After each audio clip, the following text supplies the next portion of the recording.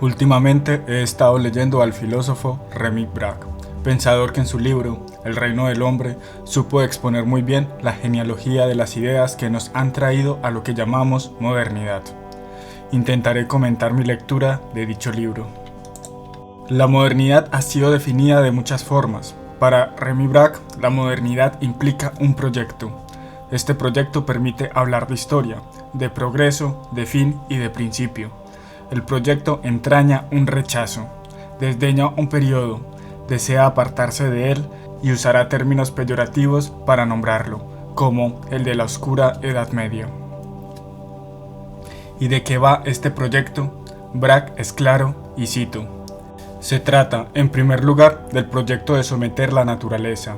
Ello invierte la percepción del concepto cosmológico de la antropología. En lugar de ser el cosmos el que da su medida al hombre, es este el que debe crearse su hábitat a su medida. La modernidad exhorta al hombre a que corrobore con su proyecto, le pide que actúe para modificar el caos que nos rodea y hacerlo conforme al bien del hombre. Pero el hombre moderno ha perdido el bien, no lo encuentra operar en la naturaleza, ya que ha concebido un mundo vacío de esta idea. El proyecto ha tomado su impulso en el pensamiento que más tarde rechazará radicalmente, para luego no ver razones de continuar y caer en el abismo de sus propias metas. Se ha visto cómo el dominio cada vez más adquiere rostro humano. Se ve en las religiones antiguas que los dioses pasan de tener un rostro animal a ostentar finalmente la imagen del hombre en sus representaciones. El cristianismo representa una etapa importante para la modernidad y pasaré brevemente a comentar algunas ideas cristianas de las cuales la modernidad se ha servido. Sé que cada tópico amerita mayor profundidad, pero yo profundizaré más adelante en la noción del dominio y la ciencia experimental. El proyecto moderno necesitará a un sujeto a quien hacer merecedor de todos los esfuerzos. Ese será el hombre, quien previamente ya había sido concebido como digno. La doctrina cristiana declara la dignidad del hombre, puesto que éste es imagen y semejanza de Dios. Se verá que se añadirán matices a esta dignidad proclamada. Algunos difuminarán la noción del pecado original y buscarán la razón del mal fuera del hombre, mientras que otros no verán razón para seguirla proclamando. La dignidad del hombre estaba asociada principalmente con aquello que lo diferenciaba a los animales y lo asemejaba a los ángeles, el intelecto. Otros dirán que la voluntad libre, y en el Renacimiento se empieza a concebir un nuevo ideal de hombre. Se abandona el hombre contemplativo para dar paso a uno productivo. La dignidad del hombre se manifiesta principalmente en el desarrollo técnico del que éste es capaz. La valorización de la producción técnica va trayendo consigo una nueva concepción de la imaginación, donde ésta pasará a ser una facultad creadora. A pesar de que esto no nos cause mayor sorpresa, esta idea no es común en el pensamiento antiguo ni medieval. La herencia platónica que se adopta previamente a la modernidad permite creer que el hombre imita y reproduce formas e ideas ya existentes. En Plotino, es el alma inferior, la más cercana a la materia y alejada del uno, la que produce formas, mientras que su contraparte, la superior, es la que contempla aquello que le supera en dignidad, el nous, donde ya se encontraban las formas producidas. Por eso he pensado que la modernidad adopta el sistema plotiniano, pero despojándolo del nous y del uno, sus principios fundamentales, quedándose con una materia pasiva y un impulso vital y creativo, un alma que libremente produce, creadora de las ideas que manifiesta en la materia. Descartes ya había hecho la separación de sustancias, donde las ideas y las formas se situaban en la sustancia mental, el espíritu del hombre. El mundo, a diferencia de la concepción medieval, ha quedado despojado de las ideas. Ni son un estrato de mayor realidad como en Platón, ni componen, junto a la materia, las entidades, como en la teoría hilemórfica de Aristóteles. El espíritu humano goza de una sustancia diferente a la del mundo, posee las formas y las cualidades de las que carece el mundo en la concepción moderna. Nos acercamos al modelo gnóstico, donde el hombre proviene de una instancia más digna y ha sido arrojado al mundo de la materia, del caos y del mal.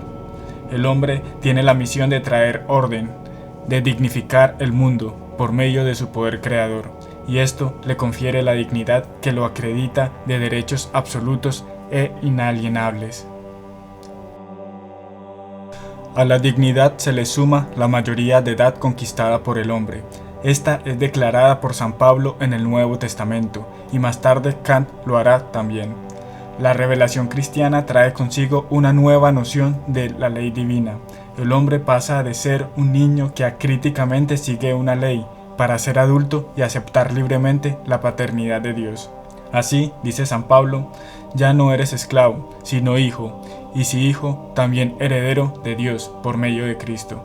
No es extraño que cuando el cristianismo empieza a adoptar teologías más legalistas y voluntaristas en la modernidad, se reacciona declarando la autonomía del hombre.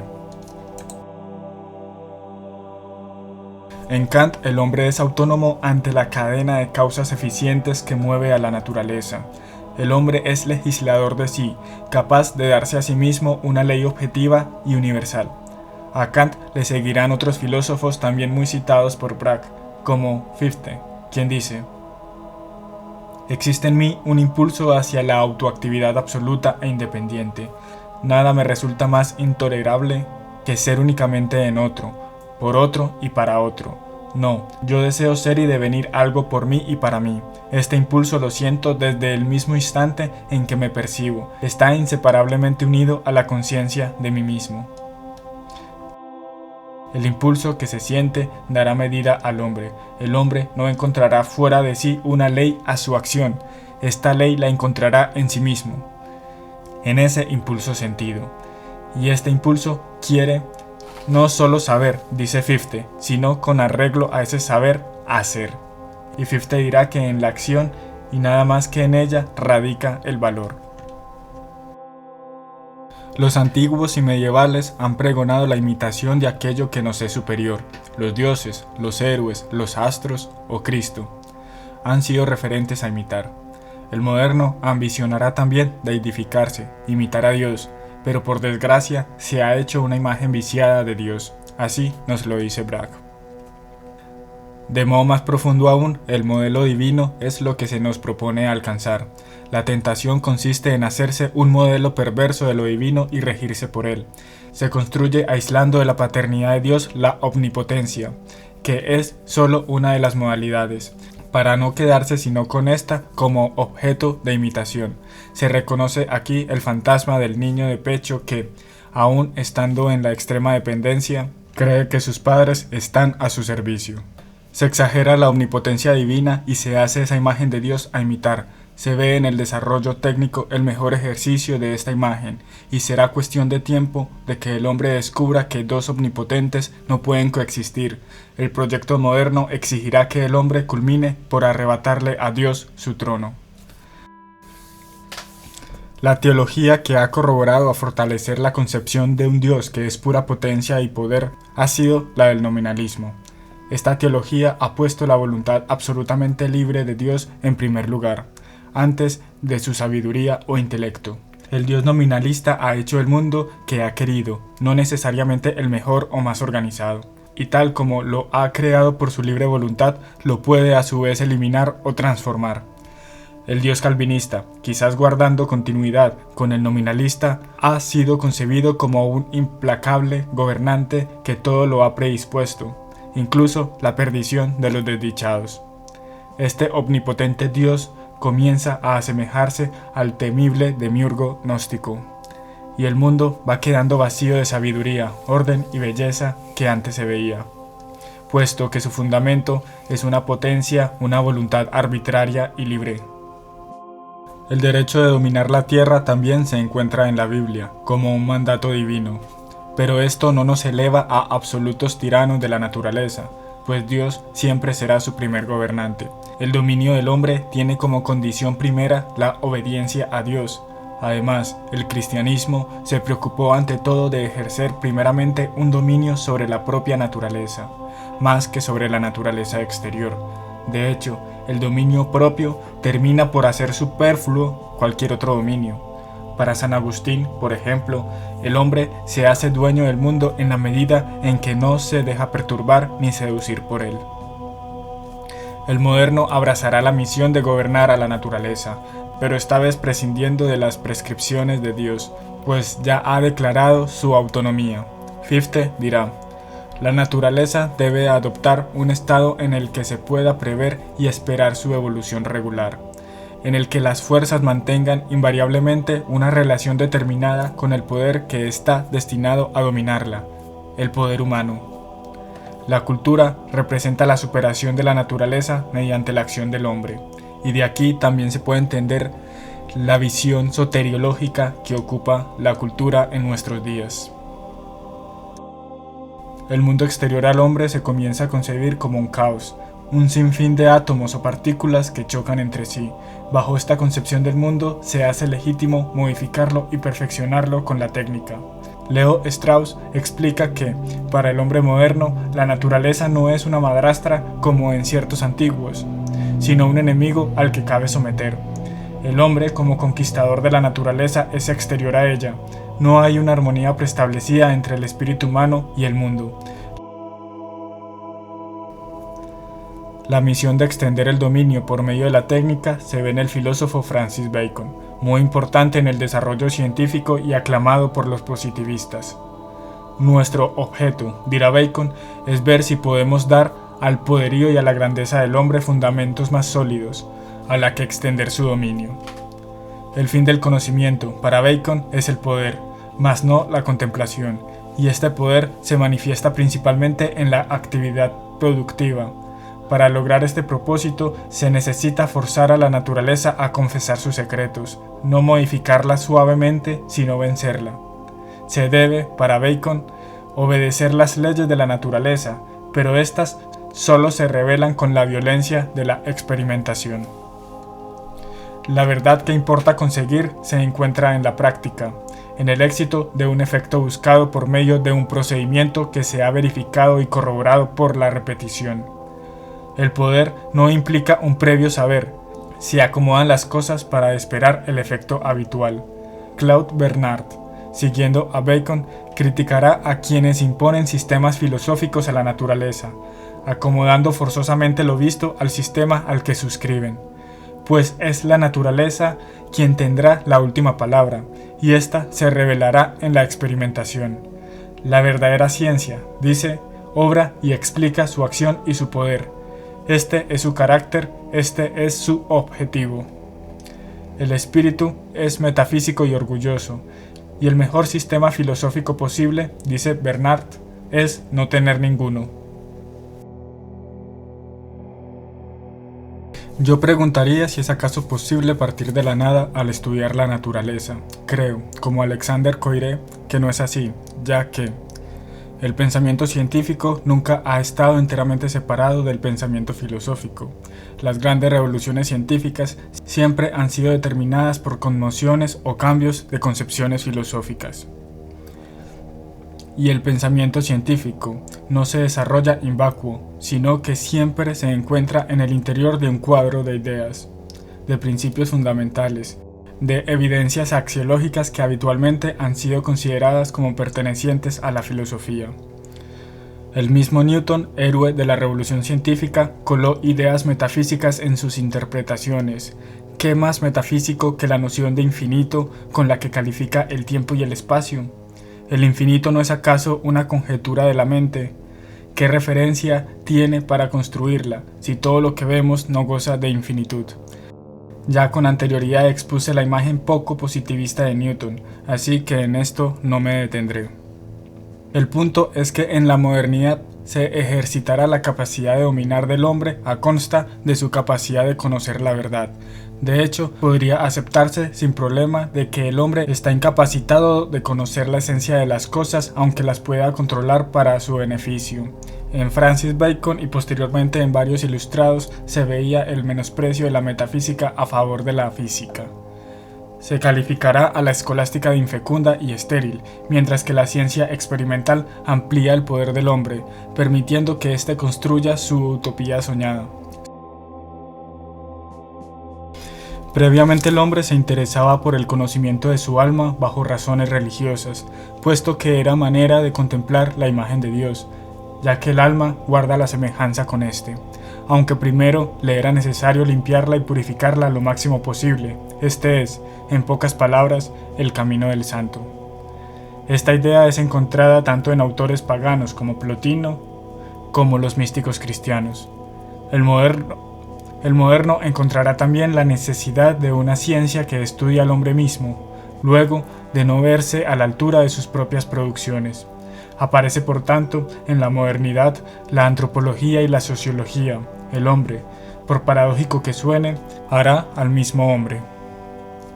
Se desplaza la dignidad que ostentaba el hombre a la ciencia que lo estudia con aras de perfeccionarlo, pues ya el hombre no es un punto de partida sino de llegada.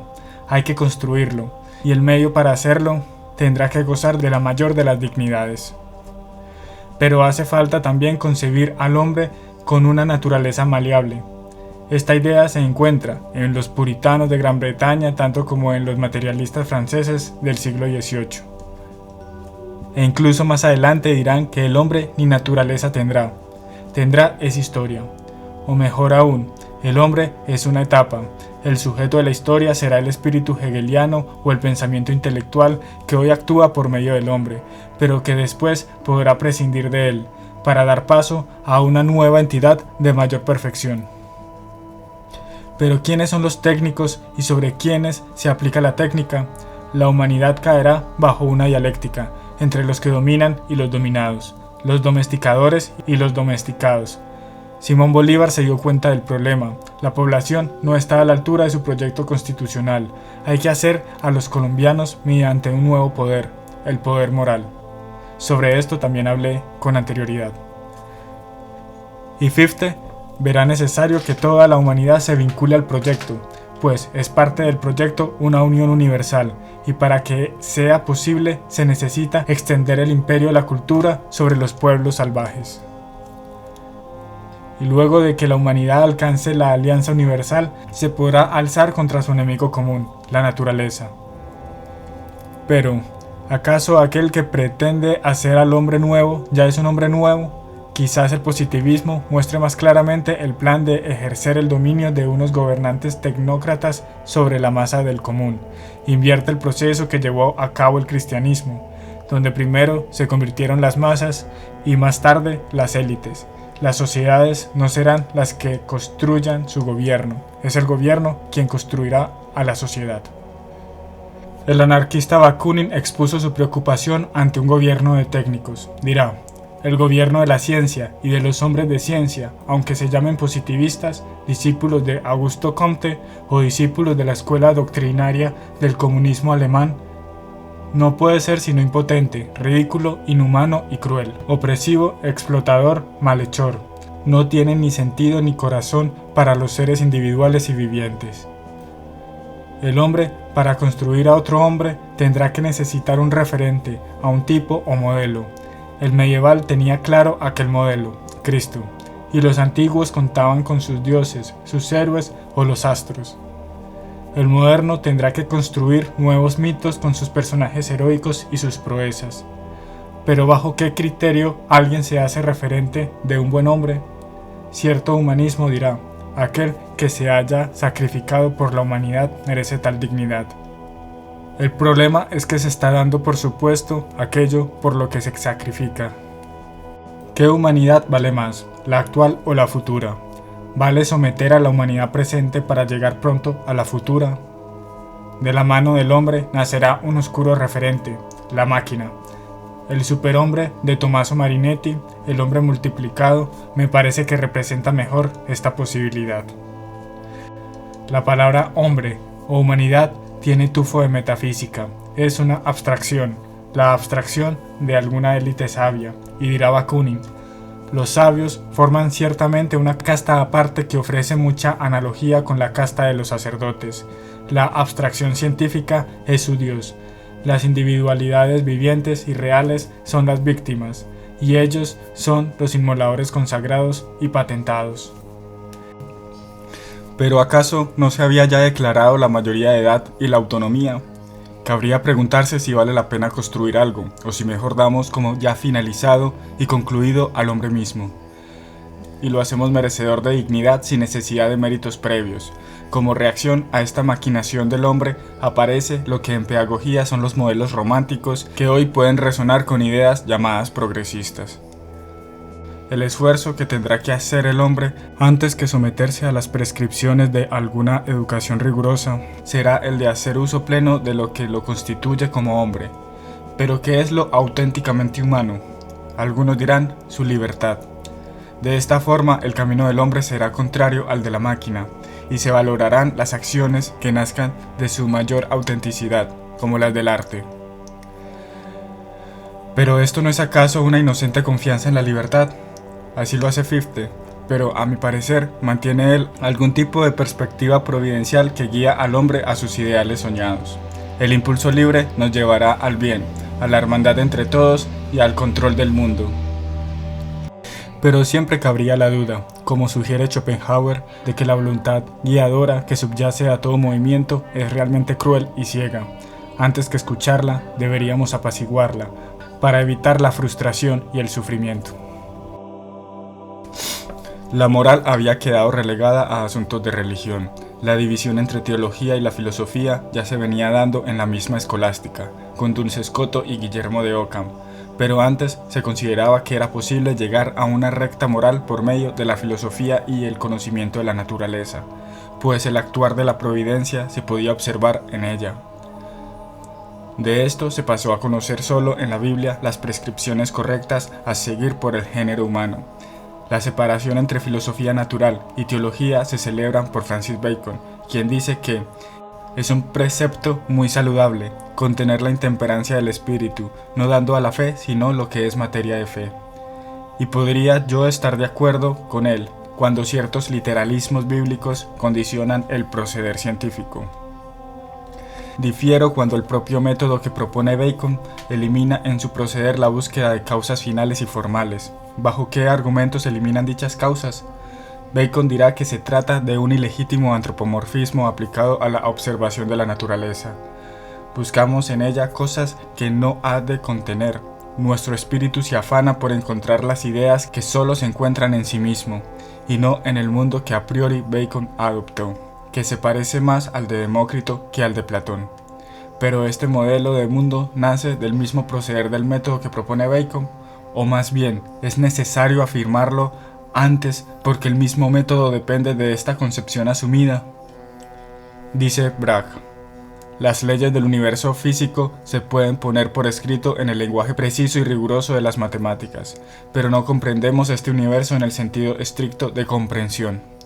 La naturaleza se puede describir con mucha precisión y se puede realizar muchas proezas técnicas partiendo de la base de esta descripción, pero la naturaleza ya no se puede entender, porque comprender implica introducir causas finales. No veo forma de ver en la naturaleza prescripciones morales si se ha despojado de ella las causas finales. Actuar conforme a la naturaleza deja de ser el criterio moral. La religión se ocupa de moralizar al hombre, pero al ser esta cuestionada, el hombre solo encuentra en otra voluntad más fuerte una norma a su propia voluntad. Si ya no existe un orden, no hay un cosmos, todo en la naturaleza son partículas, cuerpos en tensiones constantes, fuerzas y contrafuerzas. Asimismo, se ha pensado a la sociedad en la modernidad, una comunión de intereses individuales en eterna lucha. El hombre está sujeto a impulsos y a exhortaciones que recibe de afuera. ¿Bajo qué criterio se puede definir como buena alguna de las acciones que puede llegar a ejecutar? Se encuentra ante su libertad, y cabe preguntarse si actuar conforme a ella, indiferentemente de la decisión tomada, es lo mejor. Pero eso en caso de poder estar seguro de que esa elección es verdaderamente libre. ¿Y qué tal actuar por amor? Ese amor puede ser simplemente el deseo de perpetuarse, producto de la naturaleza, de algún gen egoísta, como diría Dawkins, siendo yo instrumento de una voluntad anterior que determina mi libertad. El científico podrá facilitar los medios, pero no tiene potestad para declarar los fines. Un médico podrá apaciguar el dolor mediante un medicamento, y también podría recomendar la mejor forma de acabar con una vida. Algunos dirán que todo es bueno siempre que no se daña a otro, pero esto no es sino una afirmación arbitraria. ¿Quién declaró que la vida era buena per se? Para el medieval, el ser y el bien eran convertibles. Lo que existe es bueno porque Dios le dio su existencia y lo quiere. Actualmente el ser no se entiende ligado al bien, y respecto a esto Braque preguntará: suponiendo que la humanidad pueda autodeterminarse, siendo ella el único agente de este proceso, ¿por qué habría de elegir ser en lugar de no ser? ¿Por qué habría de interpretarse positivamente la autodeterminación?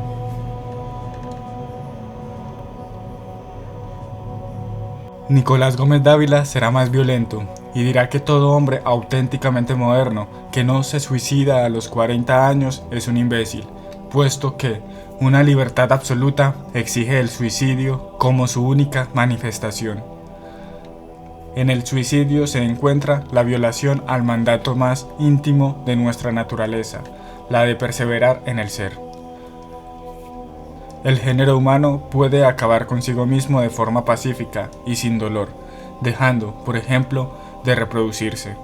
Esto ya ocurre en Occidente y demuestra el fracaso del proyecto moderno.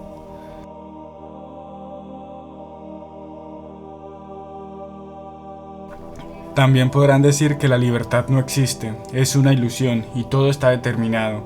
De esa forma no nos diferenciamos al caos mecánico que subyace en la naturaleza y perderíamos la dignidad que nos diferencia al resto de cosas. Solo seríamos espectadores pasivos del viaje a nuestra muerte.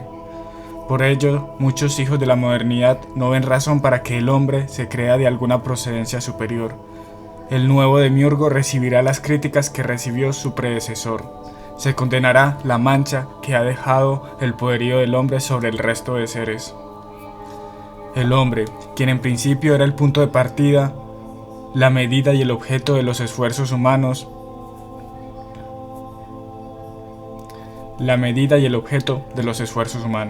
pero al tiempo se hace pequeño e insignificante ante sus mismos logros. Se cuestiona su importancia, su validez y su dignidad, pues ha dejado de ser imagen de Dios. Al no estar Dios, el hombre es imagen y semejanza de algún otro primate. El hombre, o incluso la misma vida sobre la tierra, puede ser simplemente un acontecimiento más en el infinito devenir. Nacerán otras cosas del caos en miles de años y la huella que ha dejado la humanidad se terminará borrando. El máximo ser y el máximo bien se identificaban con Dios. Era el referente de toda la cosmología medieval. Sobre él giraba todo. El moderno carecerá de este punto de apoyo. Se arrojó al vacío confiando en sus propias fuerzas. Y finalizo citando a Remy Braque: la modernidad fracasó porque se entendió a sí misma como un proyecto. Si seguimos adhiriéndonos a este proyecto, llevamos la de perder al tratar de explicar la necesidad de que exista la humanidad. Para hacerlo, necesitamos un fulcro, el punto de apoyo de Arquímedes.